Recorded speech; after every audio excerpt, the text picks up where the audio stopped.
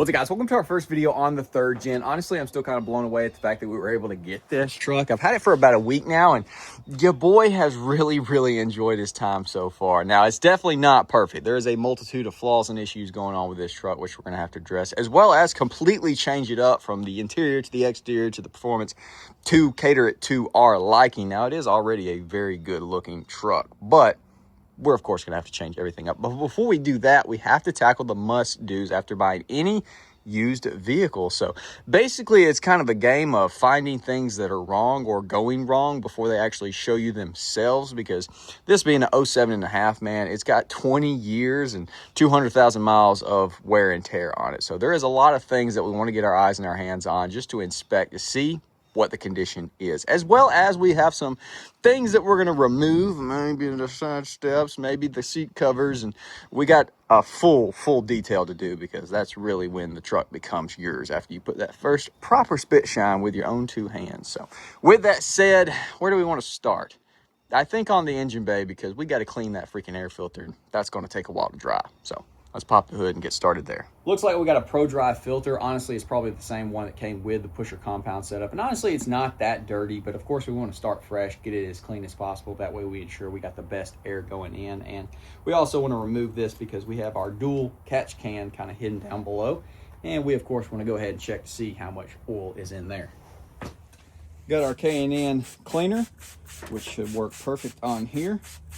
This is going to be a dry filter, of course, so we're not oiling it. Most of your diesels, you don't want to oil them. Really, a lot of things you don't, because you'll end up over oiling them. They'll get on your MAF sensors and stuff like that. I always like to start by washing them out from the inside. That way, all the crap that's been turned loose by the cleaner will go out of it instead of pushing it back into it. Once you get the inside good, you can go ahead and just finish it off by cleaning the outside. And now we're just going to go ahead and stick this baby in the sun and let it do its thing. Let's go ahead and pull our catch cans, see how much is collected in there. Don't really know much about this system, and honestly, I still stand behind what I've always said of not buying modified vehicles, because you never really know what all is done to them and the potential issues with that. So we're kind of learning as we go what all this truck has done. But I know a catch can when I see one. Obviously, we've got a dual system on here. There is absolutely none in that, which he said he just recently got this put on. So that leads me to believe that that statement was true. Let's see if I can get in here and grab this other one. Now, if one of these was going to actually have stuff in it, it would be this one, because this is the first one that the hose goes to, and then this one goes to this one. Let's check her out.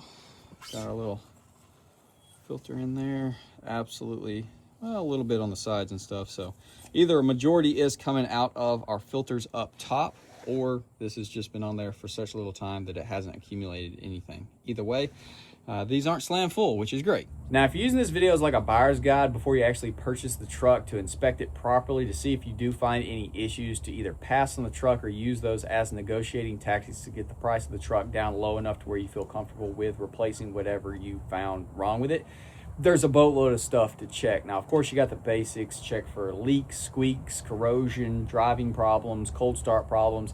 If they don't want you to meet them at their house, get them to do a cold start video and send it to you. If they don't want to do that, they're being sketchy, probably want to go ahead and pass. That's exactly what happened on this one. He didn't tell me to come to his house. He wanted me to meet him at the bank, and I requested a cold start video. He gave it to me. Cranked up fine. It's cranked up fine ever since for me. Sorry about the wind. Can't do anything about that, but I'm sure it's obliterating y'all. Diesels, of course, there is a multitude of extra things. Basics. Crank the truck up, let it run, check for blow by. If that thing's chooching like crazy, probably want to go ahead, pack it up, head home. Check your oil for the level, contaminations in it, transmission, see if that fluid is low or burn up. Coolant, see if you got the right coolant in there. That's something that we found. He had put the wrong coolant in there. Once again, we're going to have a whole video about that. Crank the truck up, see if this guy gets rock hard immediately. If it does, go ahead and bank on the cost of a head gasket job, which on a Cummins, not huge, not super cheap. Duramax and Power Stroke definitely is a lot of money. So you definitely want to find that out before you buy it, rather than when you get home because you got too excited about buying a new truck and you didn't inspect anything. Above and beyond that, man, just take your time. Don't get overly excited about it. Don't feel like you can't question the owner. Ask him questions. If he's sketchy about it or doesn't know anything, that's probably not a good sign either. So once again, take your time, look everything over, and that way you don't screw yourself by buying it for full price and then finding all the issues later when you get home. Let's go ahead and see if we can get some of this powder coat cleaned up, because it does not look good right now. A little bit of rubbing alcohol. It's gonna go a long way, but don't put that on just any powder coat. Certain colors and stuff might not react well to it, so do a little bit of research before you just go smacking it on there.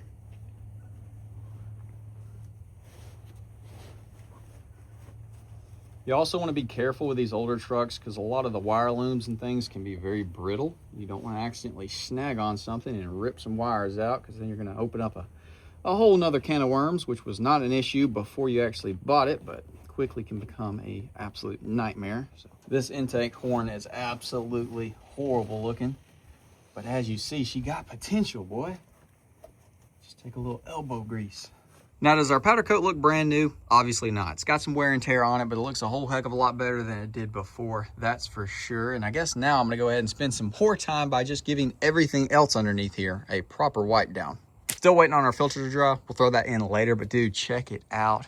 Cleaned up super good. Yeah, it's still a little crusty, especially on the cowl, but 20-year-old, 200,000 mile truck is looking pretty freaking good, if I say so myself. Before we clean the truck and take the steps off, I say we go ahead and address the interior, which is a beautiful, beautiful place to be. Very plasticky, but also I have really enjoyed driving this truck from the interior perspective. But we want to go ahead and get all the previous owner's crap out, as well as take these freaking seat covers off. So I'm not a big fan of the whole snakeskin design that this looks like it is. We're gonna go ahead and pull it out and hopefully have beautiful tan leather underneath. Also, I am confident enough in my manhood to admit the inside of this truck smells phenomenal, man. I don't know. I ain't found no fresheners. I don't know if it was old boy's cologne or what, but gosh, no, it smells great in here. We're gonna go ahead and start with the back and work our way forward. This being a mega cab, it actually does recline the rear seats. We can't because we have a sub box back there, but pretty freaking crazy for that to be a feature. Let's see, let's undo that guy, and guess we need to take the top off. Oh gosh. All right, well, that's how you do it. All right, seat number one. Oh baby, that's a thing of beauty right there, boys. Oh baby, what are we hanging up on? Get the crap off. Dude, that looks freaking good. I'm stoked on that.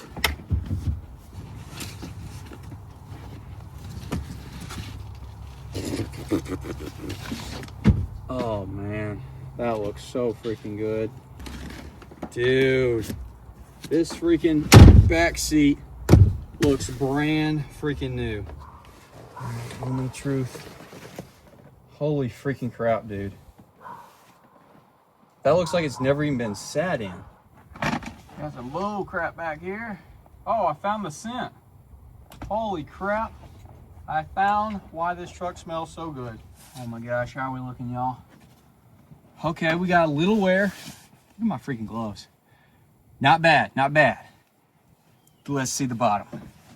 Oh, what?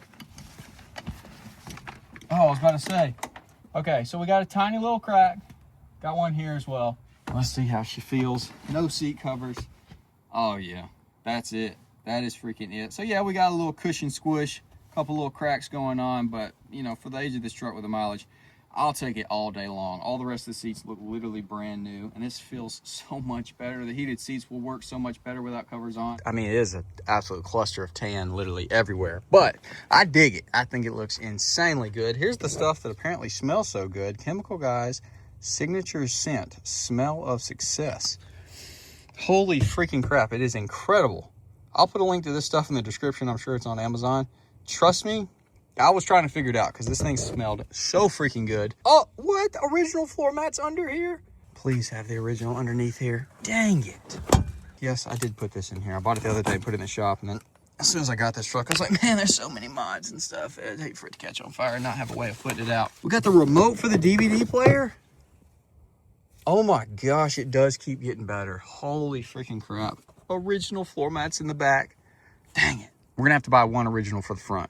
We are rapidly burning daylight, and we haven't even addressed our suspension yet. So we're gonna go ahead and put a pause on the interior until tomorrow when we do the full detail. But before we do pop the tire off and go inspecting everything, let's do what a lot of y'all have been waiting for. Let's take the freaking steps off.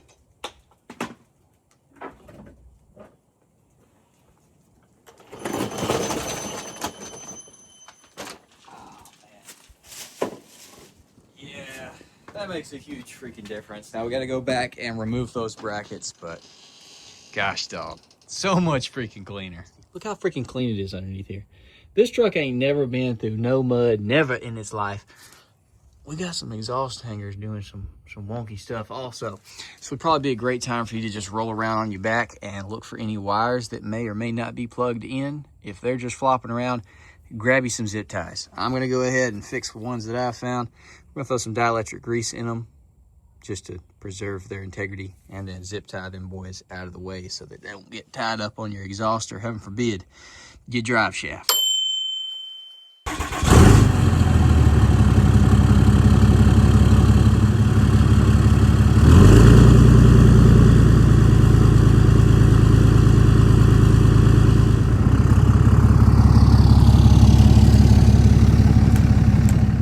Now, this next step can definitely be intimidating to do in front of the current owner, but I highly suggest you just swallow that little bit of worry, dive underneath the truck, look for all the leaks from underneath, because obviously that's where they're going to be coming down from. But then just start grabbing on your suspension components. If there is excess play in any of this crap, you're going to have to replace it, because the truck, for one, is probably going to ride like garbage, but two, it could fail and be an even bigger problem. So just grab everything. Look for like grease being slung around, oil, whatever. If you got a straight axle, check the ends to see if you have any seal leakage. If you bring some tools, go ahead and pop the fill cap on your diffs. Check the fluid level there. See if you can get to the brakes. Check those out. Ball joints, check for cracking or leaks, grease popping out, those kind of things. Those are like mandatory fixes, or you're going to ka-chow.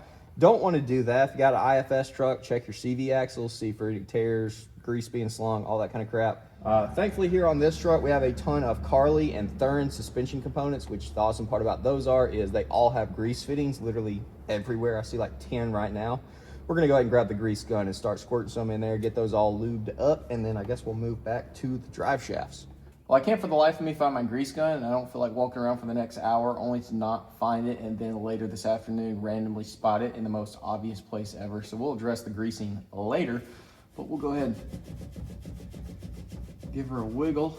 Go ahead and look here though, because these are real prone to leaking, and if those leak, those can run your fluid down low. So as far as our rear drive shaft, which is an upgraded one piece, looks fine. I'm not sure what all y'all can see, but if you can see the transmission, you can probably tell by the paint scheme going on, it's not factory. This has been upgraded to a stage 2 trans, which we do have paperwork on, which is awesome. It doesn't appear to be leaking at all. We do have some oil drips going on, nothing I'm too concerned about with the mileage and the age of the truck. You're probably gonna have some oil drips. If it's pouring out every day, that's probably gonna be something you need to immediately get fixed. But this right here, not too concerned about it. But as you might can see, there's a bunch of things around this drive shaft, all of our transmission lines, the linkages, all of our fuel system is right here. And so if this guy did ever turn loose, it would be a really bad day. So that's why they make that loop. We'll look into that later.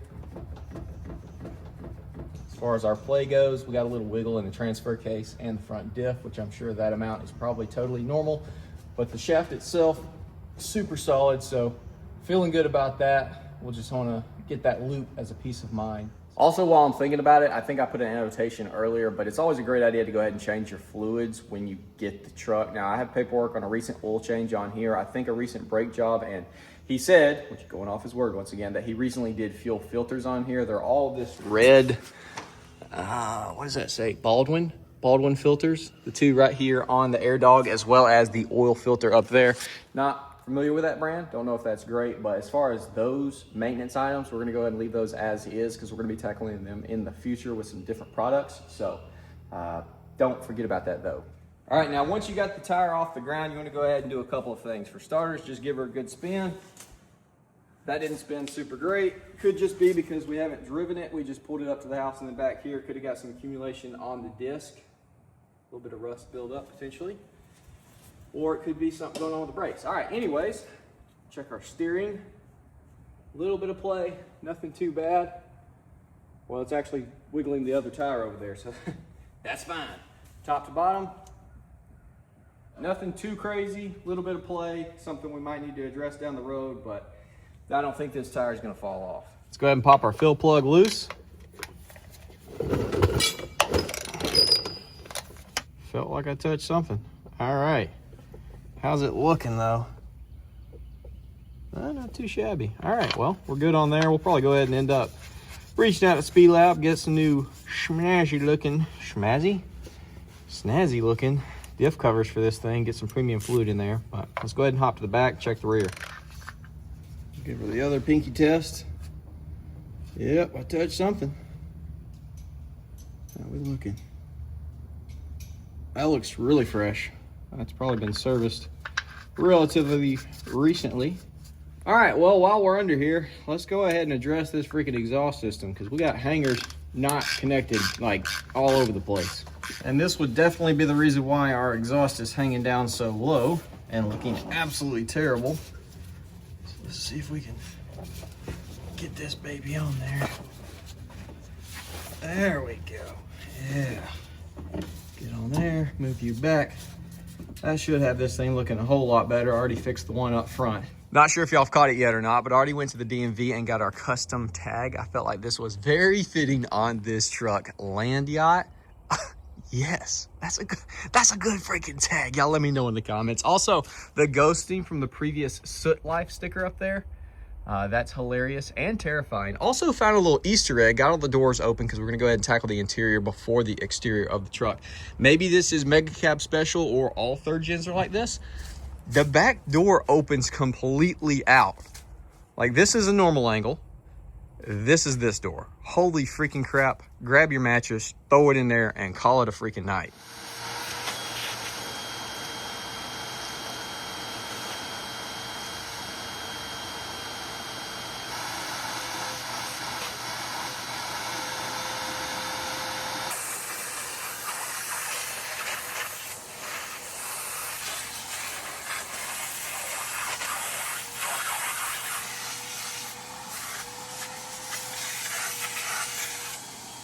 Well, unfortunately, after hundreds of hours of loyal service, including probably 100 buckets full of muddy water with no filter on it, the old Stanley 4.0 has bit the bucket, y'all. She's toast. So we did not get the vacuum out everything like we wanted to. Got a majority of the rear done, but I haven't done the front.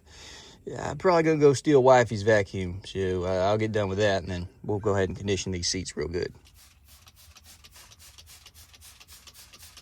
We're just gonna go ahead and super lather these things.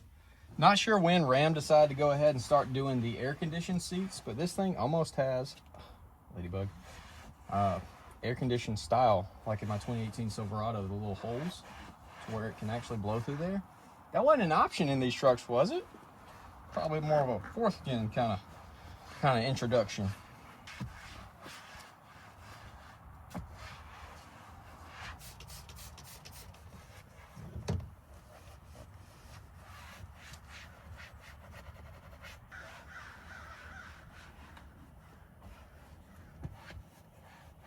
You gotta love it when you got some junk on your leather and it just scrubs right off.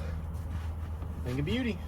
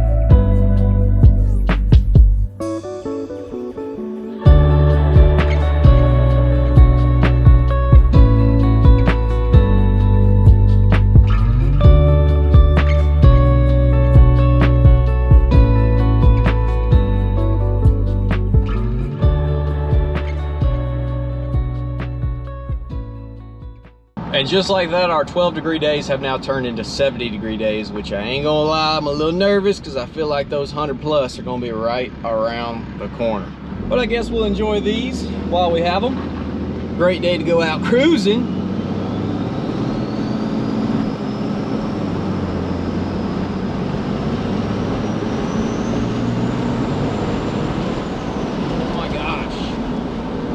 Oh my gosh, this thing is just a freaking hot rod.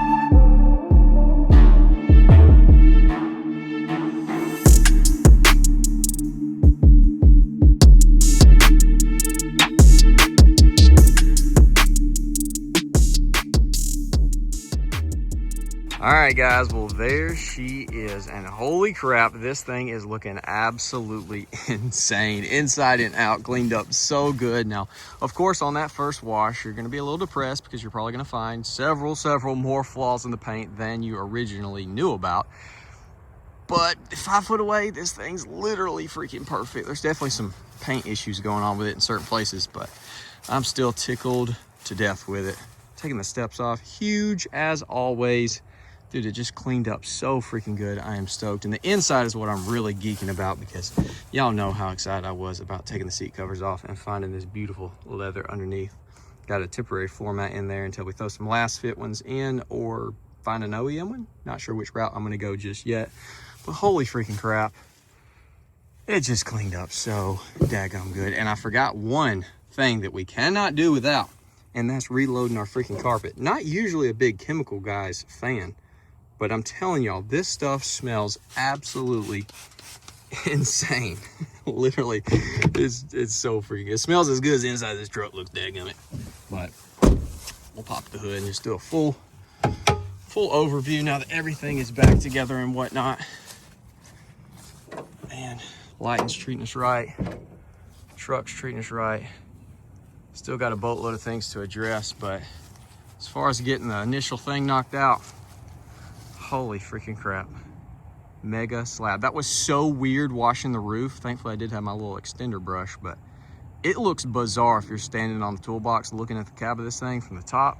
It is just, it's bizarre looking, genuinely. It is so massive.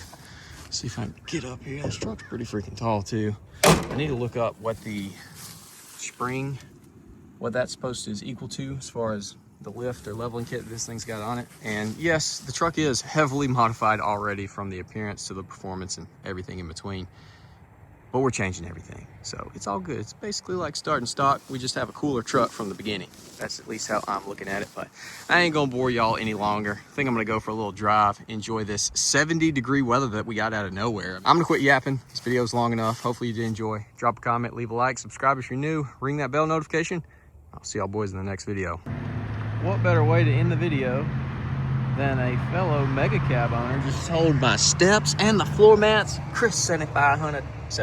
I wish. $75. I'll take it.